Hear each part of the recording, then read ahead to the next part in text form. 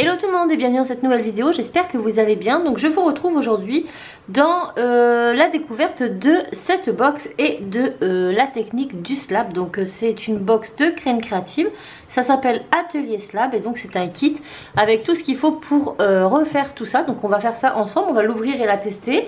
Je ne l'ai pas encore fait, c'est tout neuf, donc on va découvrir ça ensemble. Donc avec, ils m'ont envoyé une petite notice pour vous expliquer un petit peu ce que c'est que le slab. Et je vais vous le lire vite fait. Donc il s'agit d'une technique qui consiste à avoir une plaque comme support de base et d'y ajouter différentes formes. Avec la superposition des formes, on peut créer des fleurs et autres éléments réalistes, mais également des choses totalement abstraites. Et donc là on a quelques exemples. Donc écoutez, c'est parti, on ouvre ça. Donc il y avait un plastique dessus, je viens juste de le retirer pour éviter de faire du bruit. Là j'allais coulisser mais pas besoin en fait. Ça s'enlève tout seul. Et donc à l'intérieur nous avons tout ceci. Donc nous avons 12 pinces de Fimo soft de 25 grammes chacun. On a un rouleau, un cutter, donc une lame de précision, enfin un scalpel. Donc ça c'est très bien parce qu'ils en fournissent, en tout cas dans les derniers kits que j'ai eu l'occasion de tester chez Graines Créatives, on n'avait pas cet outil là. On a 3 supports à décorer, donc un porte-clés, un miroir, une bague et puis les différentes lames. Donc c'est super bien.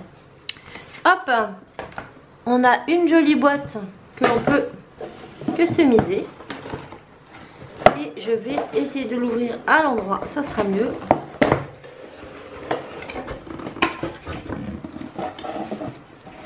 Et voilà ce que l'on découvre dedans.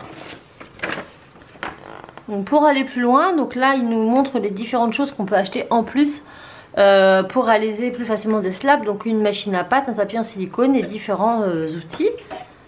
Donc là nous avons le scalpel, donc c'est trop bien. Trop bien, voilà, de chez Graines Créatives. Donc c'est vrai que depuis que je travaille plus chez Cultura, je vois pas passer ce genre de choses. Mais ça, à l'époque où je travaillais chez Cultura, ça n'existait pas encore. En tout cas, Graines Créatives ne les avait pas fait. Donc je suis très contente, c'est cool. On a un rouleau. Et on a nos pins. Donc on a du blanc, numéro 0. On a du tournesol, le 16. Alors je crois que c'est le tournesol de mémoire. On a celui-ci, ça doit être mandarine, 42. Je ne sais plus, 35, un bleu. Nous avons le Sahara, 70. Nous avons le 33 qui est un bleu plus clair. Ah, celui-ci, 57. Je crois que ça doit être olive, je crois. 75 chocolat. On a le noir qui est le 9. On a du rouge cerise, me semble-t-il, en 26. Et ça, c'est le terracotta en 76. Nous avons... Ah, encore un là. Ça, c'est gris souris, je crois. Le 80. Nous avons un miroir. Nous avons un petit porte-clés et une bague. La notice Fimo et tout plein de zigouigouis. Donc nous avons le mode d'emploi qui est relativement simple puisque c'est vraiment propre à chacun en fait. C'est vraiment de l'abstrait. Donc là ils nous le disent de faire une plaque d'1 mm pour le fond. Puis des plaques plus fines, le plus fines possible pour découper les décors. Donc on va venir prendre nos plaques les plus fines. On va venir découper des formes dedans à l'aide de notre scalpel. Que l'on va venir déposer de façon aléatoire sur la plaque de 1 mm. Ensuite lorsque c'est fait, vous pouvez passer le rouleau dessus ou pas. Vous pouvez faire des textures et après vous mettez sur vos différents disques. Et écoutez, moi ce que je vous propose c'est de rester en musique, de prendre tout ça. Je vais faire ça sous la caméra de façon très aléatoire et on verra le résultat à la fin. C'est parti!